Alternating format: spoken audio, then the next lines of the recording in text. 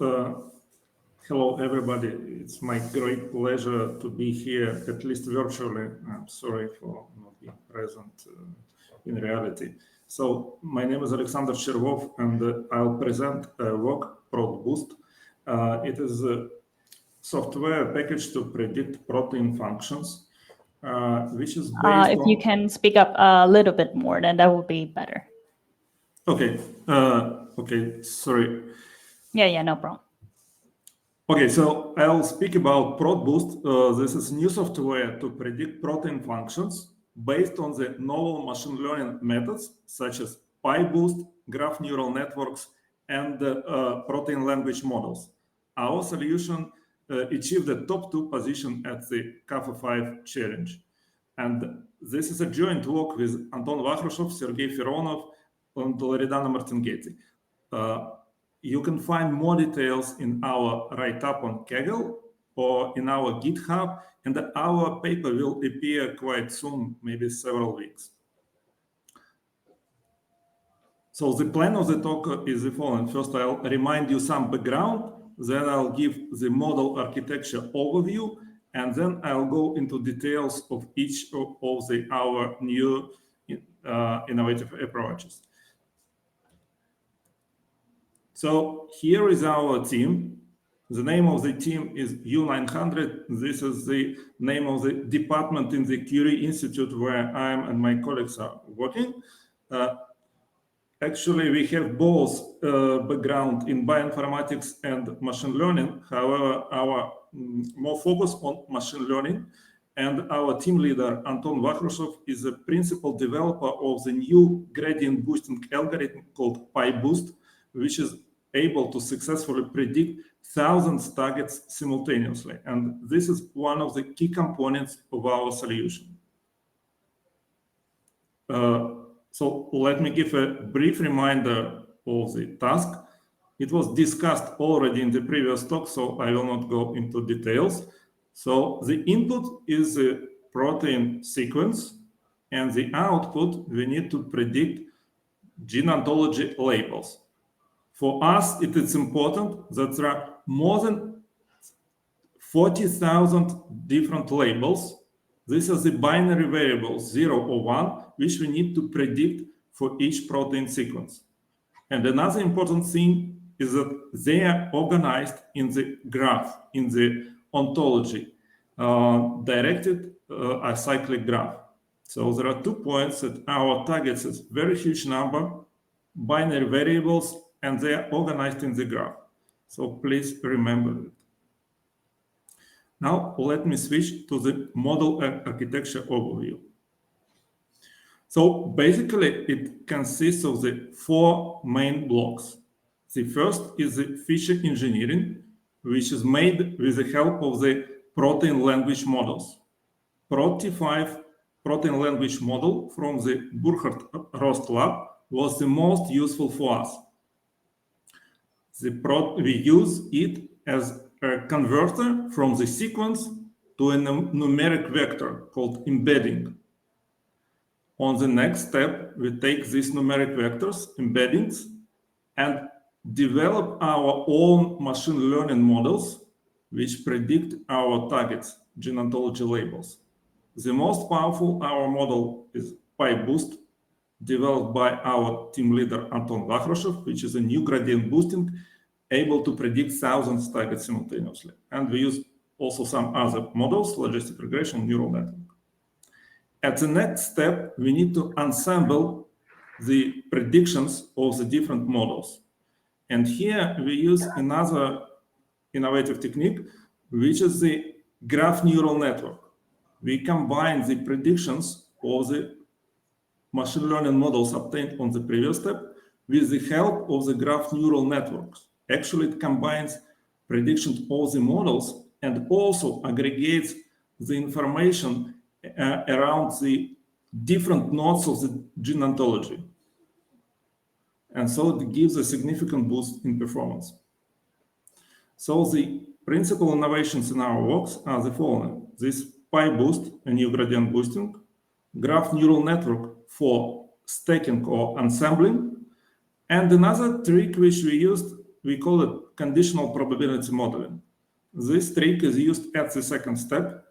Actually, it allows us kind of double the number of the models which we use.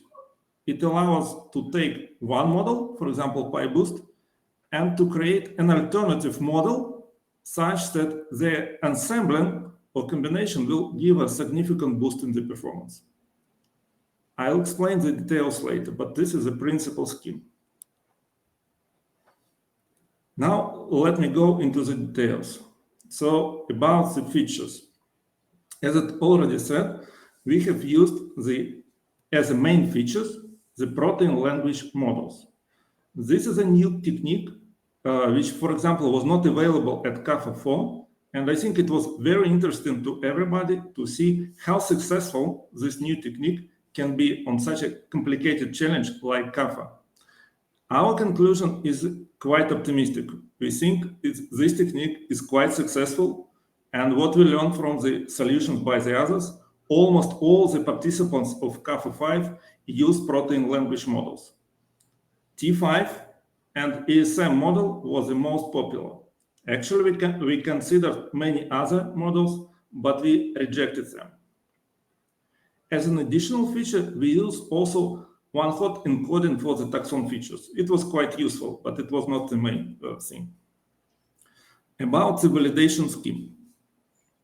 Actually, we were quite surprised, but the main validation scheme for us was quite simple. It was just the random 5-fold scheme. Actually, we spent quite many efforts to develop another complicated scheme, which based on the structural similarity. But when we tried to apply it, it did not work successfully for us. So we mainly used this random 5-fold split with the one exception. At the final step of stacking, we use a time split. That means we selected a small number of the proteins and terms which were annotated at the last pair, annotated at the most annotated at the most. They gained annotation lastly, so it was the newest annotations which were available in the training set, and checked our stacking scheme, our last step, on this small subpart. But this is only the last scheme. As a main scheme, we use just the random 5-fold scheme. Now, let me describe our models in details. As I already said, ProtBoost was our principal model, and this is a model which is based on the gradient boosting technique, but it is especially modified such that ProtBoost is able to predict thousands of targets simultaneously. In particular, during the CAFA challenge, we selected top frequent labels, 3,000 from the biological processes, 1,000 from molecular function, and 500 from the cellular component. And our ProtBoost model was predicting all of them in one run. It took about 2 hours for the training this model on one fold. Here you can see the comparison of the time required for gradient boosting ProtBoost and the other XGBoost or CatBoost. You can see that it would be practically impossible to use other gradient boostings to predict 1,000 targets simultaneously. This is a key innovation of the ProtBoost developed by our team leader Anton Vakhrashov and his colleagues. Now, we also combined our main model ProtBoost with some other models, logistic regression and neural network. So the logic to use such a simple model like logistic regression was the following: that we have used it for 13,000 labels, and almost all these labels have a huge disbalance. They are very small number of samples which have a non-trivial label in the training set. So complicated models will overfit, and we use this simple model with strong regularization to be able to predict such a huge number of targets. So, and the other model was neural network. Actually, we shared a part of this publicly. And so we have run lots of, we considered lots of parameters and lots of architectures for the neural network. But as a conclusion, we found that quite a simple architecture, 2 layers with standard more or less dropouts and batch normalization was quite successful. And we use this using the T5 and concatenated with some small model features. And so that was our main models. Now let me explain this trick, which we call conditional probability modeling. So, as I said, as an input, we take any model and we will use the graph structure to create an alternative model, such that these 2 models combined or ensembled will significantly boost the performance. So how this is achieved? This is achieved in 2 steps. First is in the training part of the modeling, we modify the loss function for the model. And the second part will be the post-processing. The modification at the training step of the loss function is achieved in the following way.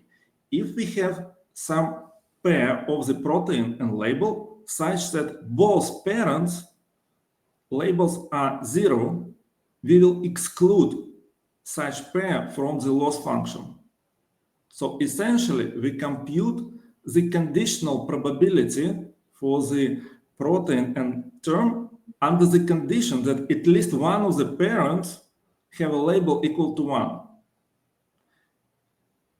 Then to go from the conditional probability to the original probability, we will use such a formula which sense is quite simple. That means if you have a parent node with small probability, you need to decrease the probability of the child node.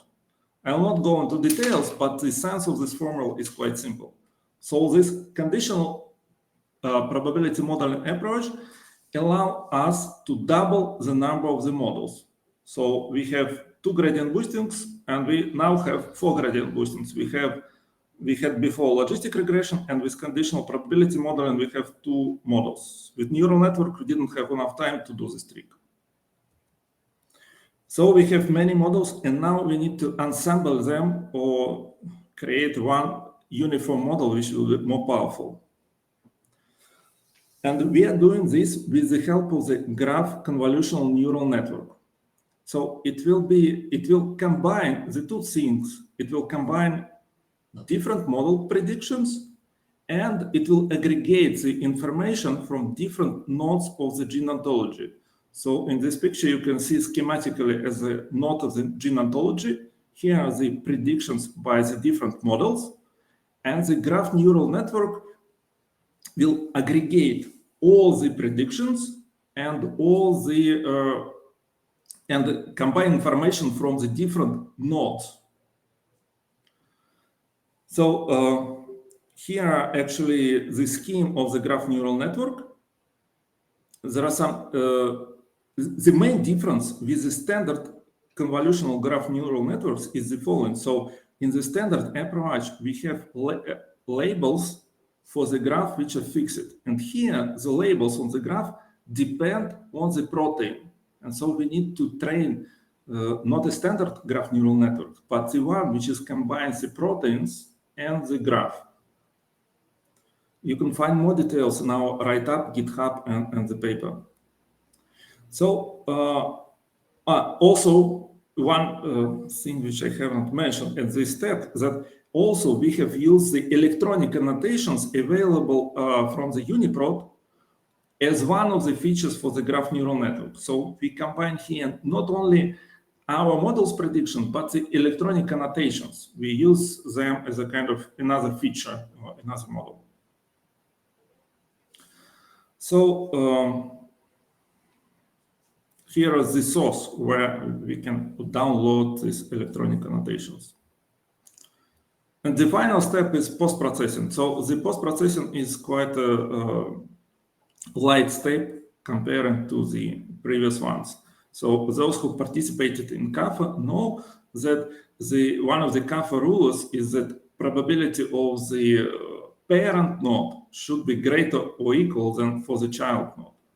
And we can achieve this into two ways. One is traverse the graph in the forward from the parent to child, and another is from the child to parent.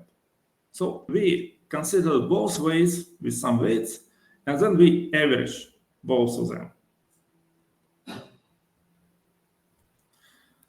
Ablation study and some historical development of our model. So these scores are here for the public or preliminary leaderboard, but basically for the final evaluation, they should be more or less the same. So first we achieve, so I will not maybe go into the details, but just to these numbers demonstrates that each step which we propose, they quite significantly boost the performance. So we started from the ProtBoost, and then we introduce this conditional probability modeling. We get this score with taxon data. Actually, see quite a simple thing, but it gives quite a good performance uplift. Then logistic regression. Then we used the genotology annotations and combined with neural network. And finally, stacking gives us our final result. So training time. Well, actually, our models are quite heavy. So to train them, we need something like 4 days on GPU. But take into account, we are training them on the more than 100,000 proteins. So it should not be quite easy. The inference time, again, for the 100,000 proteins is about 3 hours. But for one protein, of course, it will be just almost immediate. And the final slide, so let me thank a lot the organizers of the CAFA, the Kaggle team, our colleagues, and in Curie Institute, and those who participated in the discussions, and our funding agencies. And thank you very much, and time for questions. So here is our GitHub, our write-up and paper. It's almost written. Will appear quite soon.